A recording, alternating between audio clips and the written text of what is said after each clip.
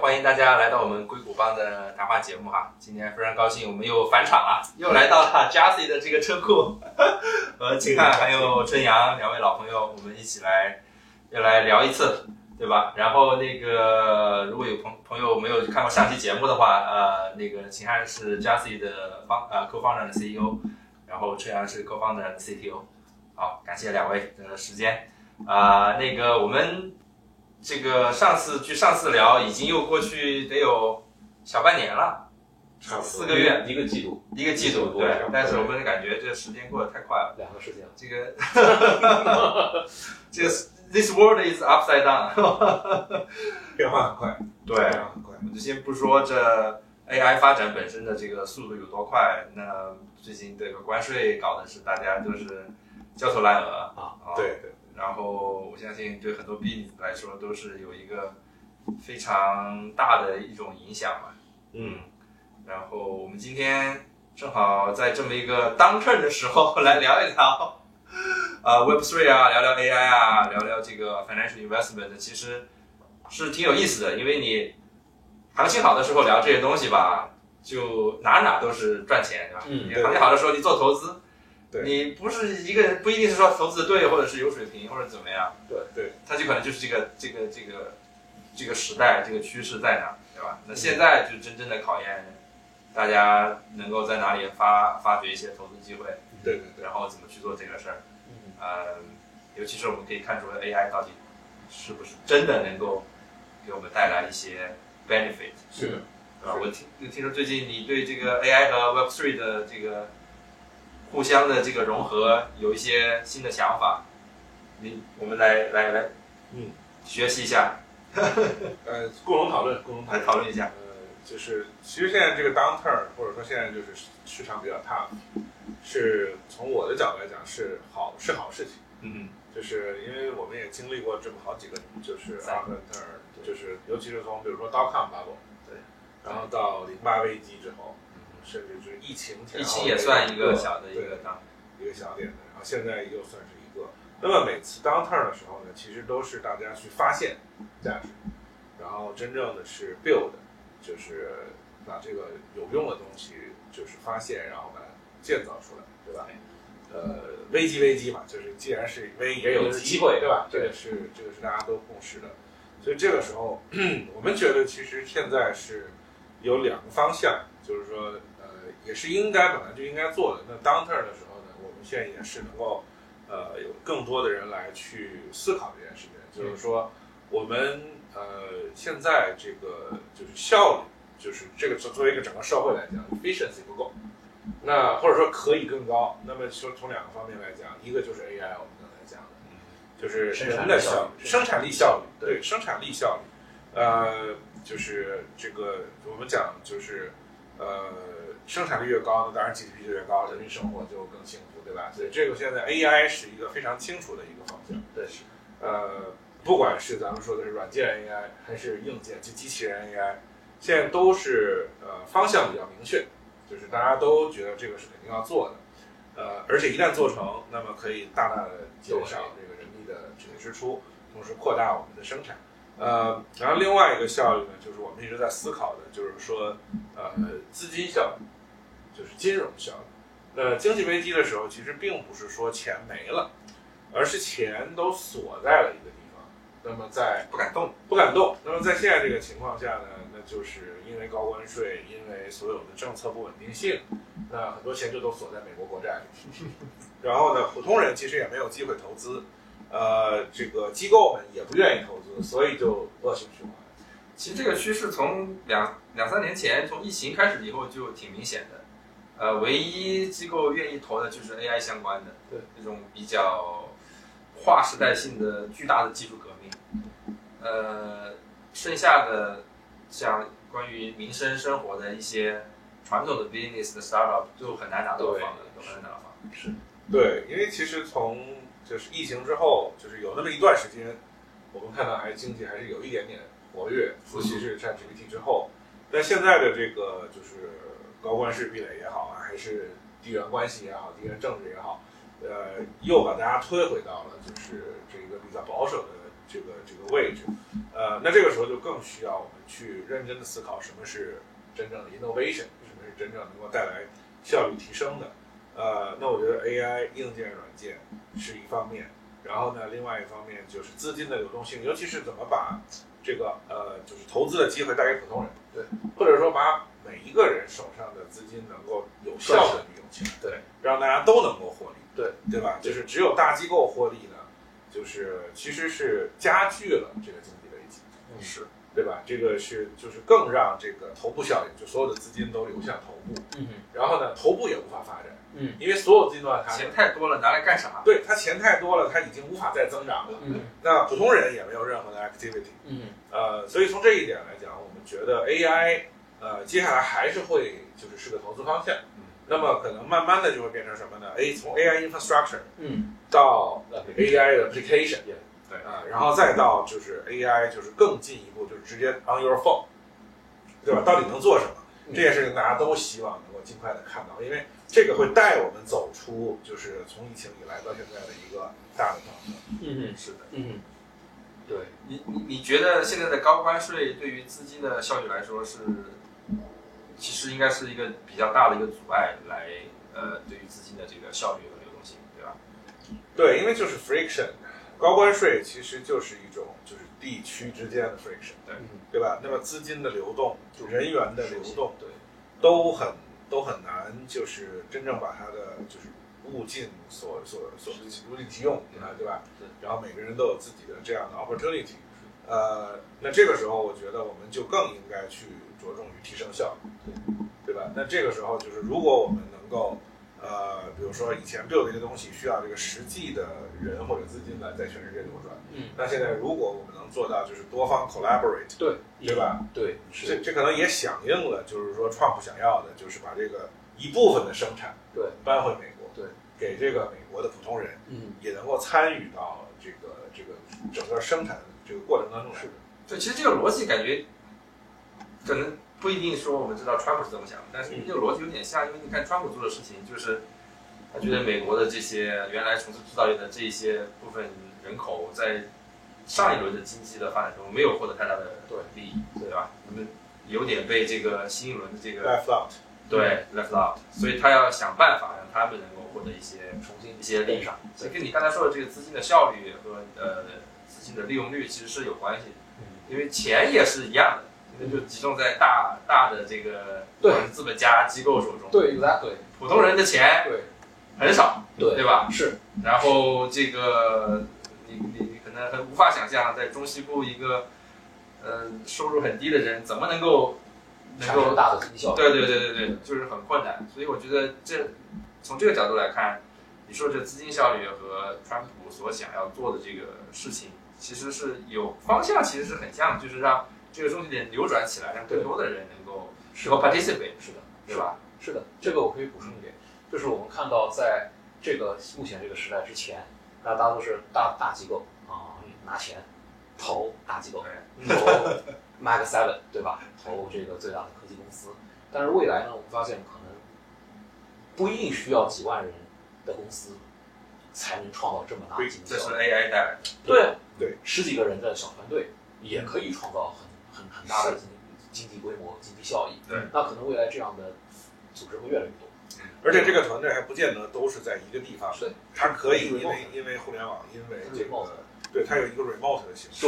对。然后在这个里面，你可能的各种各样的cross border 的这个 payments， 对吧？首先，这个也是现在一个巨大的痛点。是的，你这个跨境支付很难。那我们可能未来看到，因为这个 remote 的原因，跨境支付这块会更加的这个繁荣，或者更多的机会。然后第二看到呢，就是首先我们的这个生产机构越来越这个分散化了，越来越去中心化了。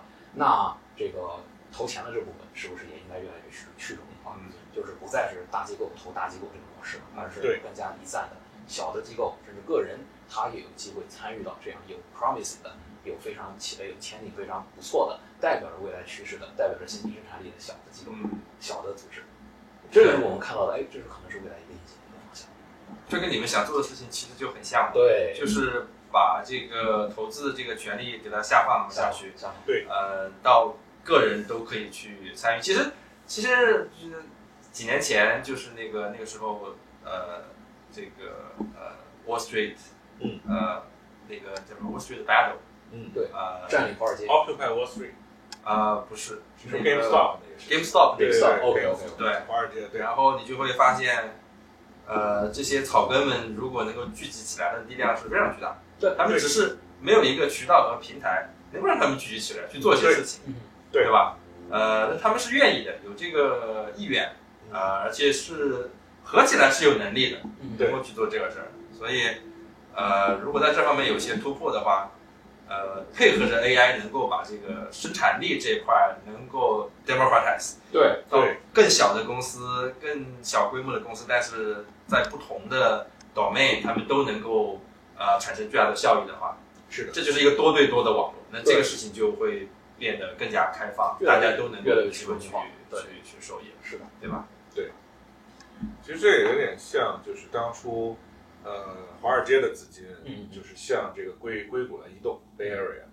最早的时候就是硅谷这边如果想做一个就是 startup， 那都是要去华尔街融资的，对吧？那后来这边的很多就是成功的这些人，他就说，那我们自己在这边成立，他们也有钱了，对，他们也有钱了。然后呢，他们去面向也是一些不是大机构，就是作为他们的 LP， 他们也去寻找一些公司的高管啊。然后他们这个时候呢，再去投一些新的公司，所以硅谷其实也是从这个角度是这样发展起来的。是，而且你现在看 LinkedIn 人均 investor， 对，4个人的 title 上就要写个 investor， 对，不好意思，我自己也写了哈，这个，但其实就是这个意思，这是对的，这是对的，这是大的方向，对，这大方向就是这样，就是人人都可以参与，都可以 participate， 对吧？对，因为每个人获取信息的能力越来越强，不再需要一个分析团队，需要一个几十个人的分析团队帮我去看财报，帮我去了解各种各样的信息新闻。由于这个 AI 的原因，我们每个人获取信息的渠道、获取信息的能力大大的加强。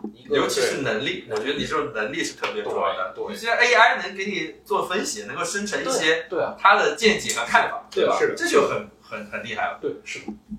否则你光看那个东西，对，你真的不一定每个人都能看得懂，对吧？所以我们发现这个矛盾就是越来越剧烈。什么矛盾呢？就是每个人知道什么是好公司，什么是坏公司，什么机会是好，什么机会是坏的，但是他投资无门。对，他就是没有特别好的渠道投到他想投的东西。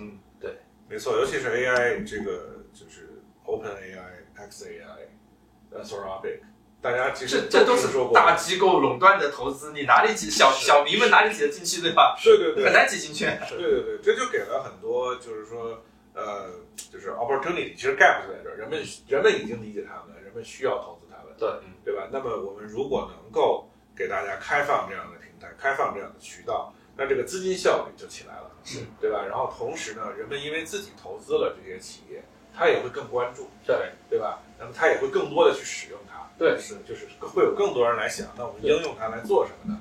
对吧？这样的话，整个的这个经济活动就会变得越来越活跃。所以你也别说这个有这个可能性，因为你们我知道就最近开了一批的这个 pre-IPO 的公司，对，在你们 portfolio 里面，您介绍一下都有什么？我知道有 Figure AI， 有那个Anthropic， 还有什么有意思的？Perplexity 也是蛮好的一个，是AI 公司，它好像最近也在有这个新闻，它还没有正式 close， 但它也正在又融一个新的 round，然后估值好像也 nearly double， 说它是至少 aim for it，所以这个我觉得这些都是很好的。Figure AI， 这个也是我们的，就是其实是我们的用户来找我们，说你们既然是能够提供就是这个低门槛投资 pre-IPO， 那我们现在想投 Figure AI， 你有没有办法？那我们就去找。然后我们找到之后就把这些产品就提供给大家。对 ，amazing。这从反面就正好印证了我们刚才的这个 hypothesis， 是大家手里有钱，有投资意愿，也对这个公司很了解啊，甚至就是说，甚至比我还了解。对吧？我要投了，对吧？但是无门，你们能不能就是把这个门打开给我们，让我们去投就好了，对吧？对，就是其实我们在 Figure AI 有几个 robotic 公司之间 ，OneX， 对 OneX， 我们也有，就是因为我们毕竟都是做软件的，我们对这个硬件 AI 其实不敢说那么了解，所以我们当时也在想，那我们具体去找哪些地方呢？对吧？那我们就得回来听我们的用户，他们就大家都非常讲。就像当初我们刚刚 launch 的时候，每一个人都在说我们要 SpaceX， 现在每一个人都在说我们要 Figure AI， 对，那我们就去找 Figure AI， 所以这其实是更多的时候是用户在call for it。对，补充一点，刚刚不是提到 Perplexity 吗？我发现有好多用户是通过 Perplexity 知道我们的。因为3号我们由于产品 launch 一段时间，我们有自己的网站，各种各样的信息。Perplexity 它作为，其实它把它自己定义为下一代的搜索引擎，对吧？它通过各种各样的渠道发现了，有这么一家公司，它可以帮你投到原来投到的东西，像 Pre-IPO 公司，它就变成了这个答案的一部分。然后很多人就是通过问 Perplexity 我在哪儿能买 SpaceX， 结果人家就推荐了我们，然后结果这很有意思。这个就是我也验证了我刚才说的，因为 AI 大家检索信息能力变强。对，而且如果在传统想象，如果在传统的 Google 的这种 search， 你居然把 Just search 出来了，你要理解对 Just 是干什么的，对吧？是能不能投？对，怎么样？你得花很大精力。我们都曾经做这个事，在 Google 上面 search 好多个关键字，各种各样不同的角度，尝试 understand what's this， 对吧？那现在有 AI， 它就直接给你把这个东西给弄。给分析，给 summarize 出来。对，所以包括我们自己在做这个内容，在做 marketing 的时候，原来就是只做谷歌搜索引擎的优化嘛，那我们可能更加在注重怎么样推出有价值的内容，真正能够解决用户的 question 或者他们在知识层面的一些东西的。这样的话，可能下一代的像这个 AI 的搜索引擎，像 Perplexity 更容易接纳我们作为一个它知识源的一部分。那就变成了我们面向推广向用户的一个渠道。了解。对，这有什么不一样吗？就 AI 的搜索的这个，我自己感觉，我自己做的理解了，它是一个更加民主化的一个渠道，它可能更多的会从像 community， 像 Reddit， 像 Twitter 这样的离散去中心化的渠道来收集各种各样的这个产品的信息，跟用户对这个产品的评价，而不再像谷歌是从高权威性的网站上、高权威性的中心化的一些大的 Forbes， 或者像那个 Investopedia 这样的中心化的高权威的渠道去拿信息。有道理，因为从 AI 它的算法角度来说，它就是通过海量的用户的数据来训练它的这个 intelligence， 所以它 by default 会比较偏向于大量的普通的数据，而不是少数的这个高权威数据。对，而且真正的 story 就是你这个 business 到底在做什么，然后就是你的真实的用案例，然后你为什么是想做这个事情，这些东西通通都是以前做 SEO 它不会出现的。对，以前做 SEO 呢，大家就是说我这个网站就是比如说 investment，你做这些 key terms， 对，然后 Google 呢就把这些东西 index 好，用户们搜 investment 或者是 SpaceX 的 investment， 对 pre-IPO investment， 然后你出现了或者你被 rank 在里面。那现在大家去问这个就是 AI 的时候，他会问什么样的网站是比较好的投资渠道？对，然后它为什么好？对，那就是他会 follow up 很多问题。对，他说那这个网站值得信任吗？对吧？对，然后那为什么值得信任？对，是吧？对，就是那这个时候你的这个 content 就不再是针对 SEO 的了，对，你其实是真的在面向用户为核心。这个时候你可能回答了1-2个用户的问题，然后呢，你把它写在 FAQ 里面或者什么，但这些东西都会作为 training data， 对，都会被这个 AI 所吸收，对，然后去回答它面向的用户，所以这个事情就变得更加回到这个事情的本质，而不是你去 highlight 一些 key term， 然后以前还做 SEO 有很多 hack，就是为了能够让搜索引擎，对吧？专门有这样的组，就是专门做 SEO， 对吧？对，大的 team， 对，它就是不是面向用户的，它是面向搜索引擎、面向算法的，对，面向算法的，对。所以这个其实就是一个有一点点资源浪费，对吧？那今天如果我们面向就是用户，同时也就是面向 AI， 然后来做真实的 storytelling，不管是 social media 还是像我们做的一些就是其他的 effort，比如说讲就是有一些 FAQ， 这些东西都变得更有意义了，对，更接近事情的本质。对，所以这其实也是在整个 ecosystem 里效率提升的一环。对，不需要专门有个人为了算法而设计一套东西，让这个算法能够了解它。你只要能够是用自然的语言把东西描述清楚，对吧？真的有价值，跟人沟通的东西就可以让这个 AI 能够理解，是就不需要在中间再转一层这个工作了。这是一种效率的提升。对，是的。那从资金的角度呢？我觉得我们刚才说的很多是 AI 的这个生产力的提升，然后 Discovery 发现你们的这个机会，更多人能够了解你们公司。从资金流转的角度呢，你是怎么看它这个效率的提升？这个也是一个，就是说，除了刚才我们讲到民主化，就是说大家能够低门槛的进入，这个是就是说第一个最重要的 point， 我们认为，就不管你是在中部的、中西部的一个就是 no man land， 或者甚至你在 Africa， 对吧？大家都可以投资，就是这个是低门槛。但我觉得就是现在有一个比较大家慢慢开始接受的 concept 叫稳定币 ，stablecoin。对吧？那现在好像人人都在推出，人人都在稳定币，大家都在讨论稳定币。这个就是效率，就是支付本身，就 accessibility。那好，我们假设每一个人都有这样的一个门槛，就说我有50美金，我在哪儿我都可以投。但是你怎么把这50美金交过去呢？这有一个非常 practical 的一个动作。那你要汇款嘛，你就投50美金，对，你就投50美金，这个费用40美金，对吧？对，就是那这个时候你就会就说，那算了，我做不了这个事情，或者说 wire 它有一个就是非常不透明，你 wire 出去之后，这个钱能不能到？对，什么时候到？他说了剩多少？对，几个 stake， 而且中间它有多个 player， 对，每个 player 都会收钱，对，那收到之后是多少我也不知道。所以呢，就这种就是传统的金融服务，它虽然就是说在某一些地区可能还可以接受，但是呢，就是我们放到整个世界的 context 下，其实尤其是跨境支付，是非常非常困难的。那更不要提跨境投资。其实在美国之内，大家对 Wire 也很多抱怨，那我们看到了很多像 Venmo 啊，很多像这个 Square 啊、Cash App 这样的这个 FinTech 出现，其实也是解决了痛点的一部分。那我们认为就是 Stablecoin， 其实接下来就会是一个很好的 infrastructure。那在全世界，不论是什么人，你都可以把你的手上的这个就是 local 的这个资金变成稳定币。比如说 USDC， 我们现在就是大家最 trust 的Circle 公司issue USDC， 只要你有了这个之后，那你无论支付给谁，它都是一样快、一样便宜，对吧？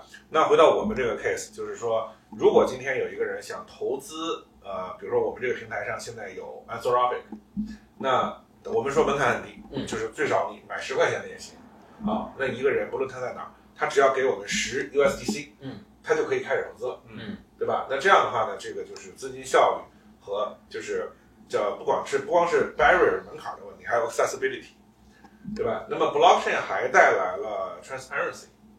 就是我投资了这个事情之后，传统模式下我投资了，然后你告诉我说我投资了，然后我也不知道呀，就是我也就只能信你，对吧？但是现在在这个 blockchain 上，大家都可以看，对吧？总共比如说我们说 Anthropic 有，比如说10万的一个额度，有多少个 token， 那大家都能看到，有多少人买了这个 token，对吧？就是这样的话呢，就带来了很多 trust， 因为 transparency 带来 trust。同时呢，这个 token 也是一个大家自己持有的东西。那你投资完了之后呢，你不用非得等到它上市。这个时候你可以说我现在急用钱，或者我觉得它已经赚挺多的了，那我卖了就完了。对，那我卖给下一个用户，对吧？那下一个用户拿到这个 token， 他还是可以到这个平台上来等 IPO 的时候兑换成对应的价值。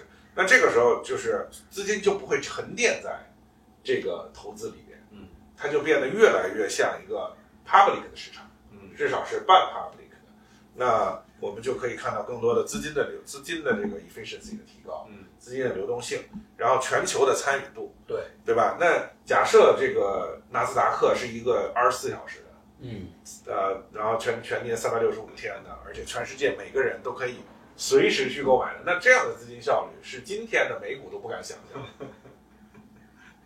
那如果我们再把这 AI 这放进来，它怎么能够在这个维度上能够帮助到这个资金效率的这进一步的提升呢？这是一个很好的一个就是 topic， 因为很多人都在讨论 Web3 加 AI，对吧？大家都有不同的角度去分析这个问题。有的人就讲说，这个 AI 本身可以来做 AI agent，它可以来 run 这个就是所有，比如说以前人工在链上，或者说金融活动，比如最简单的就是交易员吧，对吧？那高频交易很多时候是靠交易员的，那么现在我们来 AI 做高频交易好了，那不是更就是稳定，没有任何情绪在里面的，对吧？AI agent 是一方面。不管是链上的这种操盘，还是说真正的去做这个public 市场，这也不会出现历史上出现过好几次那交易员多数个零，然后直接就把 market 给打崩了。对，出现过好几次。对，希望 AI 能够就慢慢减少这种，对吧？对，那这一方面这种就是 AI 加 Web3，还有一种就是大家讲说 AI 有很多的 training data，那么现在就是像 OpenAI 其实它就是 for free 把这个 data 就collect多了，是的，对吧？那这个东西一开始是 OK 的，慢慢的这些 data 的 owner 就会注重到自己的这个 quality，自己的这个就是 high quality data 其实是值钱的。最 typical 的就是现在这个吉卜力风格，吉卜力风格OpenAI 就是说我们可以生成就是这种图片，然后大家就说，哎，这吉卜力风格非常好，大家就非常的病毒式的传播。那我们来考虑说，为什么吉卜力风格最好呢？因为吉卜力的动画多呀，对吧？它用了所有的吉卜力的这个 training data， 是的，那生产出来的效果也是最好的。然后当然这里边大家就是说，那吉卜力呢？吉卜力就不开心了呀。对呀，凭什么？这个我的凭什么？对呀，我的知识产权，那我的收益在哪？对呀，吧？对。所以这个就是其实是回到这个问题，就是说 Web3 可以给这些 data owner 对一定的就是渠道，是我把我的数据贡献出来放在 blockchain 上，对。然后如果你这个 AI 公司希望使用的话呢，那你就付我对应的这个费用就可以了，对吧？这样就保证了公平性。一旦保证公平性之后，就会有更多的更 high quality 的愿意贡献 data， 对，是的，对吧？比如说吉卜力工作室，如果发现是吧，他这个 data 能够有收益，对，如果放到链上，全世界的人都会来用，甚至肯定把你拍动画片、拍电影还赚钱。对，那他可以就拿出他手上肯定有更多底稿，是，他肯定有更多 data， 对吧？对，他都拿上来说，你们trade吧，对，是吧？trade完之后，然后我来就是甚至再帮你调一调，对吧？那干脆我们以后就有这种电子的吉卜力工作室，是吧？对，就是这个是一个当然是半开玩笑，但从实际角度来讲呢，数据 owner 他也是应该拿到 return 的效益，对，吧？真的是，因为现在所有的 AI 公司就是在白嫖嘛，就等于是对吧？他号称我们做的这个 AI 多智能，但智能都是靠全世界的人们的数据才变得这么智能的，他们没有分给1毛钱给这些所有用户啊。是，而且还有一点呢是这样的，这个因为你像这次的吉卜力风格，它是风格，它这个画还不是吉卜力画的，是用户自己的照片用吉卜力风格生成的一个东西。它其实这个里面的这个 interest 是很难 claim 的。你说我提供的风格，那什么叫风格？我的颜色、我的线条、我的构图，这个什么叫风格呢？那怎么定义这个风格？对，在一个没有 AI 的时代，那我怎么去判定这个 case？ 我说你到底有没有用吉卜力风格？你用了什么？说用到什么程度？我该这个利益该怎么分配？但有了 AI 之后，它首先这个东西本来就是 AI 生成的，那我们是不是可以有一个 AI 它去判定，那我多少用到的是这里面%多少是用的吉卜力的，对，5%用的是别的，别的。那它的这个分账，包括未来结合智能合约，它的这个利益的分账，它会更加的 make sense。那只能智能合约了，对啊，这个人已经没办法分得出来这个账了，对啊，只能 AI 分了，对啊。那这个也只是吉卜力一个 case 嘛，那还有很多，包括写作、文稿、小说的风格。对吧？它的这个，它有很多很微妙的东西，它不一定是这个作者的原创，但是作者为这个作品的风格提供了很多大量的东西。那什么叫风格？那我怎么去定义？对，其实你如果再往回看，最早对吧，最开始是打比方说啊，就是唱歌曲或者是音乐，流行音乐，原来是磁带对吧？对，唱片对。然后到后来技术发展就变成 CD， 但这个时候都还是一个 physical 的东西，对，大家就看卖出多少份唱片，对它的这个标志。是，后来就出现互联网了，数字版，后来就盗版，对，大家就深恶痛绝，说这没人立法，对吧？你们这不能盗版，对吧？然后，但是你就会发现，就是有那些就是一些流行的、特别流行的天王巨星的人物，他真的是因为所有人都买他的唱片，听了他的歌，他变得破败了吗？不是，很多时候是因为盗版流行了以后，所有人都听了他的歌，觉得还不错，对吧？对，然后来喜欢他啊，然后来 support 他，然后慢慢的，一开始时候互相是一个抵触的状态，就变成大家合作，对吧？我以后就在流媒体上发布，对，是我以后就在这个Spotify 上，对吧？然后分成，对吧？在这些平台上分成，然后达到一个共赢的地步，对，然后这对双方都是有好处的，现在的吉卜力感觉就有点像20-30年前早期的时候，我说 AI 出来了，哎妈，所有人都在用我，然后我1毛钱都没得，然后我深恶痛绝，我很不开心，对吧？但是当这个东西出现了以后，我相信就像咱们刚才讨论的，最后一定是一个合作共赢的一个状态。大家意识到这个事情以后，而且合作共赢的状态是会让这个生态能够变得更加的利益更大化。对，那谁不愿意呢？对吧？你是说是一个纯盗版的，大家就盗版，这个利益最大化呢，还是说咱们一起来发行一个东西，大家都支付，利益更大化？肯定是支付利益更大化。对，所以我相信吉卜力工作室肯定是愿意做这个事儿。这些 AI 的 platform， 当他意识到这个东西以后，他一定是愿意来做这个事儿。因为因为现在 AI 就说实话，赚钱的方法在哪儿？对，大家也还在摸索中。说不定这是一个很早期的可以 commercialize 的一个 opportunity， 对于所有的这些 AI 公司来说。是的，因为你一旦有了一个共同利益之后，那它的生产力会再提升，对吧？吉卜力工作室说我们可以提供更多的创新性的素材，对吧？甚至就是说你生成的结果，我再帮你来校正，我让你变得更 high quality， 更像我们真正的吉卜力工作室出的产品。那个时候呢，大家的付费意愿就更强。对吧？所以其实我们认为 Web3 加 AI 从很多角度来讲都 make sense， 但是从这个数据角度来讲，可能是更早落地的一个方向。对，那我们就非常期待这个东西能够出现，尤其是我们这个就是怎么分成这个事情，就是非常的 critical。我觉得是可能还没有很多人进行尝试。对，现在就是有一些 startup 在做，但是呢，就是还有很多需要讨论或者解决的，包括监管，对吧？那么你怎么去把它就是 set up 一个 legal framework？但是就是 on top of it， 其实就是 blockchain 也带来了用户和就是 data source 和 trading model 之间的 direct interact，对吧？那用户可以直接通过链上 smart contract。去比如说直接用到了吉卜力工作室的 service， 或者是直接付过去，对吧？那么这就提供了更多的可能性，也提供了更多的就是这种发展的空间。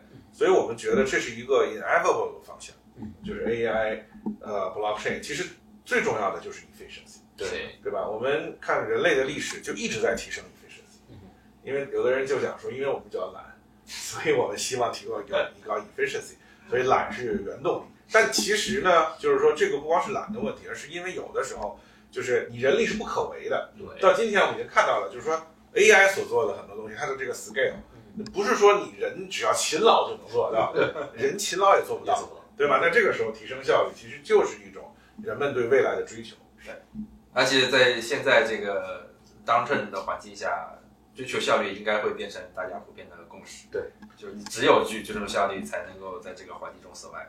是的，这也是我觉得，就是说，不光是美国、中国，其实这是个全世界的课题，对吧？那我们就是发展到今天，我们每个人的需求，也更高。我们比如说娱乐的这个 standard 也更高，我们希望电影拍得更好，我们希望小说写得更好，我们希望电视剧更有意思。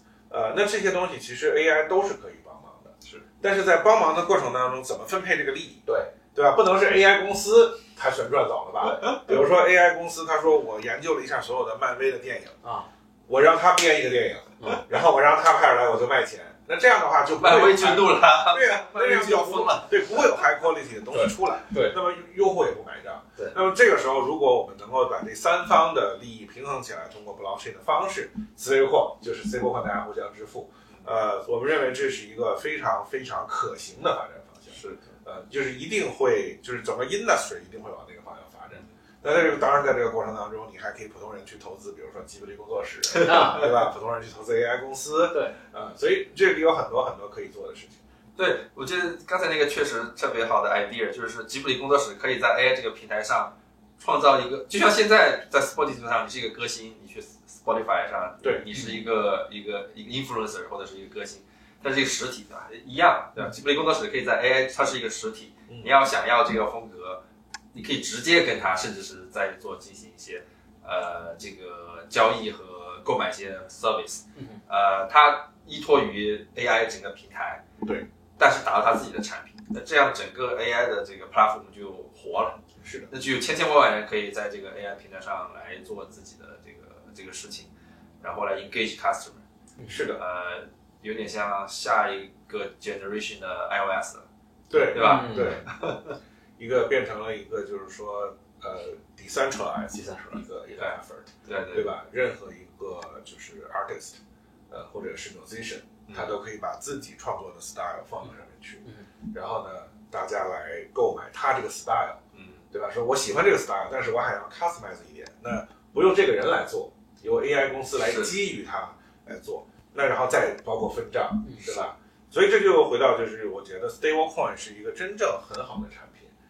很多人现在在问说 stablecoin 到底能做什么？我们还没到那一步，对吧？先把这个 stablecoin 的 infrastructure 做好，因为比特币是没办法用来支付的。虽然比特币的白皮书当初说的09年的时候，我读的时候，他说的是比特币是用来支付的，但是现在没有人用比特币支付，因为比特币的价格它不停地变动，它没办法支付，对吧？咱们前两天谈好的用0.01个比特币，今天变了，你也不愿意，我也不愿意，对吧？那这个时候稳定币的价值就非常的大，对吧？所以我们相信，就是从 AI 到 Web3， 其实是一个我们认为会非常有机的、非常 natural 的一个结合。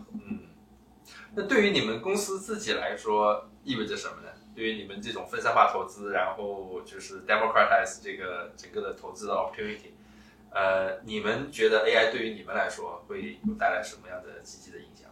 我们认为，首先就是这是肯定是多方面的，包括我们生成的内容，包括我们内部的这个就是 coding 啊等等，这些 AI 效率都能提升。但是如果我们就是从这个 AI 加就是资金效率的这个角度来考虑的话呢，其实现在我们大部分用户还都是在说我们要投资 SpaceX， 我们要投资一些我们知道的东西，对吧？那将来就是他甚至可以说我有什么我还不知道的，对，就好像 Discover Jassy 一样，发现 Jassy 可以投资 pre-build 的公司，对吧？是的，那也许可以发现更多的投资标的，对吧？对，他可以说有什么现在是一些好的投资机会，对，或者说我个人兴趣是什么？对，因为投资它并不仅仅是一个钱生钱的，就是目标，因为那样的话就太单调了。其实每个人投资，就是他有的时候并不是为了我一定要拿到最高的 return，或者说我最保险，有的时候它是一个 excitement， 对，就是比如说你喜欢看 NBA，但你能投资 NBA 的 team 吗？不能。你喜欢踢足球，你能投资皇马吗？也不能，对吧？这都是 big money。西甲有一些球队就是众筹，然后让这些普通的会员去当他的这个 board member， 你投个几千块就可以拿很小一个份额，就是这是个雏形。对，这是个雏形，就说明有这样的需求，对吧？人们其实有需要各种各样的投资机会。那比如说，我们回到刚才咱们举的这个例子，假设现在有一个年轻的 artist， 对，他有很好的风格，对，那么他到链上来做这些事情了，那他也需要资金的。他除了说我这个就是有人用，我来收到一定的就是这个钱之外，他其实也是一个自己的 startup， 对吧？他也说我能不能出让我 future 的 income。你现在大家给我一些资金，我好把我的这个技艺再调整，或者说我用更好的这个模型，那这个时候就会有这种 P2P 的投资的 opportunity。当然，我们今天说这个有点太早，但是呢，作为 blockchain 的 nature， 它就是一个点对点的投资，对吧？不管你这个 business 有多大或者有多小，我都可以投资你的一部分，对吧？那就更 concrete 的一点，比如说我们曾经有想过，假设我们将来这个平台就是有比较 scale。然后呢，人们就是说，哎，我家门口开了一个咖啡馆，对，我想投资，我很喜欢这个咖啡馆，我觉得我们家这块就缺咖啡馆，对吧？然后我还认识这个 owner， 那我能不能投资，对吧？假设这个咖啡馆也到这个平台上来，他们两个商量好，对，上链就完了，对，然后之后的所有的分账就都非常的 AI managed， 非常的自动，对吧？然后 transparent， 那我们认为就是从这个平台的长远发展来讲。AI 和就是 blockchain 来分账的这个就是效率，会让这个事情变得越来越有趣。这个投资标的的发现，你这么一讲，确实挺 exciting。是的，我感觉有点像早期的大航海时代，大家去满世界环游，对，看哪里有财富，对吧？对，我开这个船满世界转一圈，哪里有财富？你现在想想，你刚才说家门口有个咖啡馆，那以后我可以投资，比方说地球另一端，比方说。非洲哪个城市有一个什么非常有特色的咖啡馆？我觉得这咖啡馆不错啊，我很喜欢啊。我投一点吧，投个几十几百块钱，反正也没什么关系。是的，对，那我就可以做这个事儿。对，要不然你怎么做呢？你也不认识那个老板，对，你也没办法去去适应当地的法律法规是什么，你也搞不清楚。对，你没法做这个事儿。但是如果这东西都在链上，对吧？对，你加盟后的老板可能是因为跟某个人谈了上了链，那他上链以后可能就会被全世界各处的人去发现，只要有人觉得这确实是一个不错的生意，对，他就可以来投，对吧？是的，这也是我们现在整一个大的 mission 或者 vision 的一部分。你像现在大家通过好的公司跟投资机构才知道这事，那未来我们越做越大，我们变成了一个品牌，那就是先用户通过 Just 去发现好的投资机会。对。哎，这个我觉得就非常 exciting 啊，听起来就比你刚才说的那枯燥的就是钱生钱，对，听起来好像有意思了很多，对吧？对，因为其实很多真实事件，就比如说有一些咖啡品牌，它都是一个小地方的一个咖啡，对。然后有的这种就是老板去了，他突然喝到说这个咖啡怎么这么好，对，那他就投资这儿，然后把这个带给全世界，大家都说这么好，对吧？是的。那这样的就是这种大发现，对吧？大发现。其实用大航海时代来比这个事情，我觉得也很贴切。对，其实是一种 discovery，global 的 discovery，大发现。那么这个世界上到底有什么好的东西，我们把它拿出来，对吧？那像音乐之前，如果你真的是有才华，现在你就在网上放好了，大家就会病毒式的传播，对吧？那你如果现在真的有个好的投资机会，你拿出来，只要你能证明你是投资的机会是好的，大家喜欢你，那你就能够融到钱，对吧？对，而且我相信 AI 在里面会有很大的帮助。你原来为了证明我这个好的 business， 你要请一个团队做各种各样的 auditing， 做各种各样的分析，你出一堆财报，然后怎么着，你再找一个很大的机构把你这个东西 release 出来。未来我不觉得会是这样的一个过程。是未来一个很小的团队，甚至直接有 AI 来可以做大量的这样的内容的生成，就可以为我怎么去 broadcast， 我去那个 promote 我的这个 business。会有很多的这个效率上的提升。对，你们要做的就是上链标准化，然后就是一定程度的监管，然后去确保这个东西是 secure， 对，然后最后能够 fulfill， 对，就好了，对吧？是，让我想起来我好多年前，那个时候我有一个同事特别喜欢邓紫棋，那个时候邓紫棋还没有上那个综艺节目，OK，还没上，OK，他就说。你一定会红，一定会红，这个人一定会红。对，他很有眼光。那是大概10多年前了，就是2010年、11年左右的事。对，我印象非常深刻，因为邓紫棋后来确实很红嘛，所以我脑子里就一直记得我那个同事当时跟我说过这事儿。对，就是这是一个例子嘛，就是说确实有些人他有一些眼光，然后喜欢一个东西，觉得东西好，对，他就想 invest。是。我觉得这就 make it possible。他有这个认知，但是这个认知没法变现啊。对。那我这儿会红又怎么样呢？对，又能怎么样？对。或者说邓紫棋当时作为一个歌手啊，他可能有一些人支持他，对，这些人都看好他，但是他怎么办？他也没有办法。他没办法，就是真正就是利用这些人的支持，对，他还是找一个公司，对啊，还得上综艺节目，还得去干这个事情，对吧？但是如果他可以发行自己的，我不知道叫什么哈，自己的一个未来的权益，对，发到链上，对吧？对，如果有就跟打赏有点像嘛，大家就支持他，对，然后以后就不可以有分成，对吧？是他这些收益一部分可以返回到链上，给早期的支持者一些分成，对。那这个就是有实力的人，有能力的人，就会更早的得到这个 financial return， 帮他更快的能够stand out， 对吧？就是这样，更小的团队就也有了这样的一个发展的机会。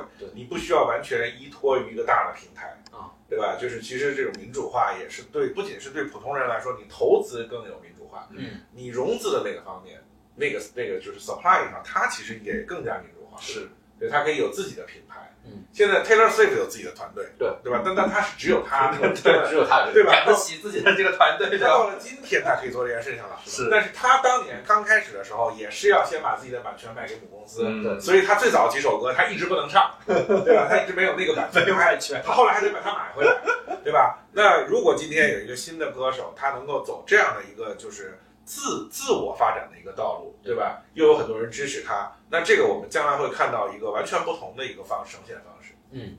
而且这个生态都可以在这个链上，就像说一个歌手，他的歌曲本身就是一个资产，对吧？对啊，也可以在这个链上，演唱会也可以是个资产。对，是的。疫情的时候，很多人就是线上演唱会嘛，对吧？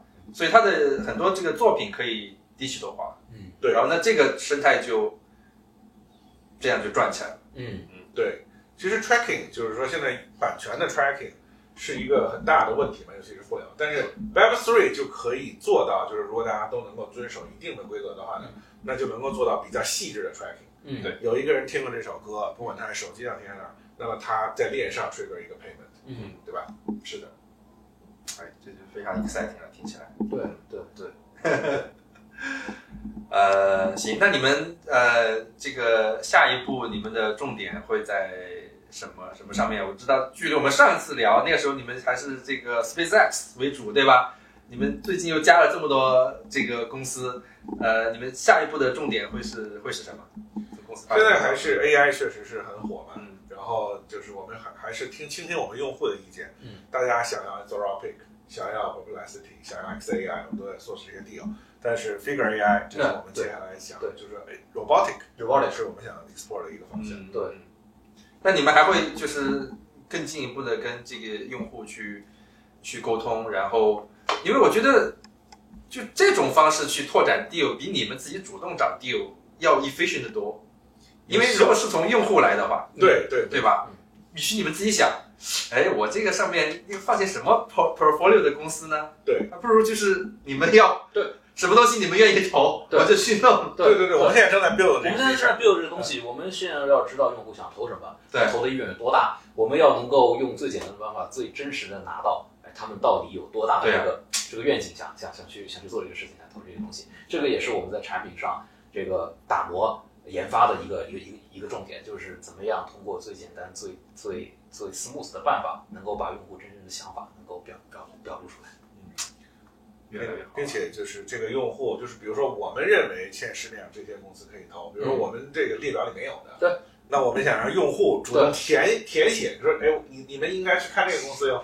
对，因为真的是很多情况下是我们用户比我们更懂，真的。我给你举个例子，我们平台上有一家公司叫 Redwood Material， 它是做什么的 ？Redwood Material 你又不知道，做材料，我们也不知道。材料 Material 做材料，什么材料呢？跟新能源电池相关的材料。为什么呢？我跟一个用户聊过，他真的是比我懂。他说，因为美国制造业的回归，然后呢，又因为这个电动车的发展，又因为这个清洁能源、电能源一定会是未来的一个非常 promising 的一个方向。然后再加上这个政策上更加倾向于美国本土制造业，所以他们就在压住这家本土的公司。当然，这个是他的一个看法，但是他能够分析到这个程度，明显是比我更懂这个公司了。那我们就是从用户需要什么，我们来找什么。这个的确后来发现，我们目前因为我们推广的比较垂直，所以我们发现很多用户都是有类似的认知，甚至都高于我们。发现这个东西不错，很多人都知道，甚至这就其实远超过了我们的这个一开始的预期。对，因为每个人都有自己熟悉的 domain 嘛。对，那他对他的 domain 里的东西比较熟悉，那他就可以contribute。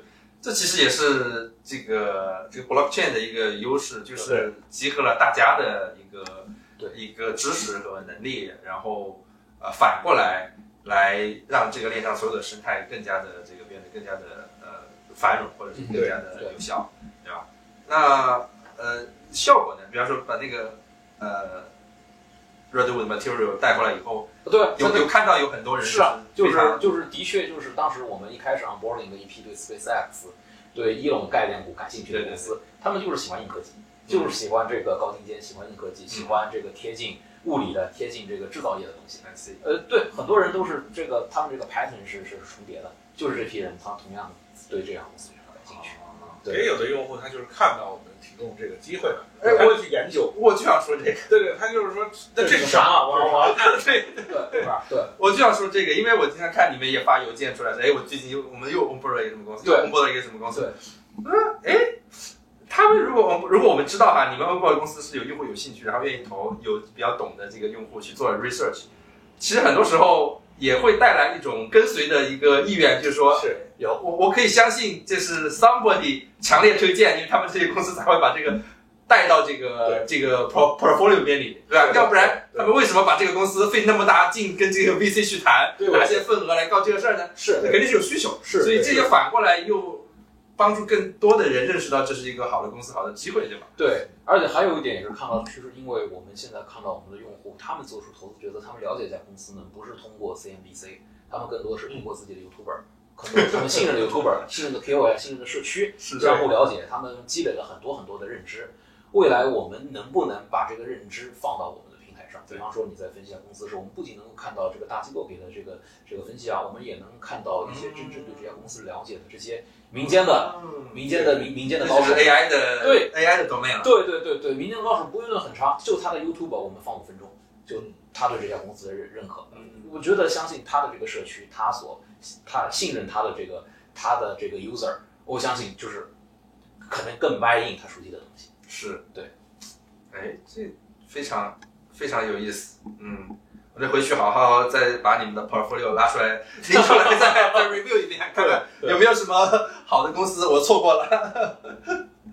因为我们的用户就是从最开始是 friends and family， 对，那大部分是硅谷的这些 software engineer 对出身。那么我们一开始当然 focus 就是说这些软件公司，但随着 friends and friends come over， 对，那这个每个人的 background 不同，包括比如说有一些人他对就是医药行业比较了解，对，这个 domain 就太难跨界了，你真的必须在那个行业里才能够懂，这跨不过去。是对的。你说我们看一看 SpaceX， 看看 Tesla， 可能还能理解，你要我们去看医药，对，很难，对，很难看得懂。对，所以我们一定要破除我们比用户更懂这个错觉，一定是对用户比我们更懂，对，所以我们从用户这里学习，然后呢，用户再反过来向从我们这个平台里学习，对，这就是一个就是说 flywheel， 是，特别 exciting。那我感觉你们这个公司比上个季度又进化了很多，然后这也是我最近的一个感觉，因为我不断的在做节目，有很多跟 AI 相关的、跟Web3 相关的公司，你会发现 every month、every quarter，这个发展的速度都是日新月异，就是时时刻刻就有新东西会出现。然后我觉得在一个经济下行的一个环境下，就是这些东西就是 actually 会带到 next circle， 会帮大家走出这个 downturn。是的，真正的这个创新的力量就在这个。是的，就像我们有时候讲说，这是一个最好的时代，也是一个最坏的时代，它都是同时的，是同时发生的。那从投资角度来讲，可能很多人觉得现在我没有办法赚很多钱，甚至我可能有点亏钱。但是从创新的角度来讲呢，那我们有更多的人就是 back to the earth， 然后把事情做好，然后真正的去为了未来的一个 decade、2个 decade 去做这个 infrastructure。是，那我们会看到，就是未来的几年，我们看到它变化更多，然后更多新的东西出现，这个世界也会往更好的方向发展。是，好，太棒了，感谢2位的这个分享，我们又这个感觉又了解到了很多 exciting 的这个事情发生。虽然咱们这节目不能做成投资的建议哈，但是大家可以多关注 Jarcy， 他们在做非常 exciting， 然后也是有意思的、有积极意义的事情，大家就当学习了嘛，对吧？刚才我又学习到了一个新的不错的一个 startup， 回去研究一下。好，那感谢2位，感谢秦汉，感谢春阳，谢谢2位的时间，那我们有机会下次再约。好，谢谢，好，观众朋友，拜拜。对。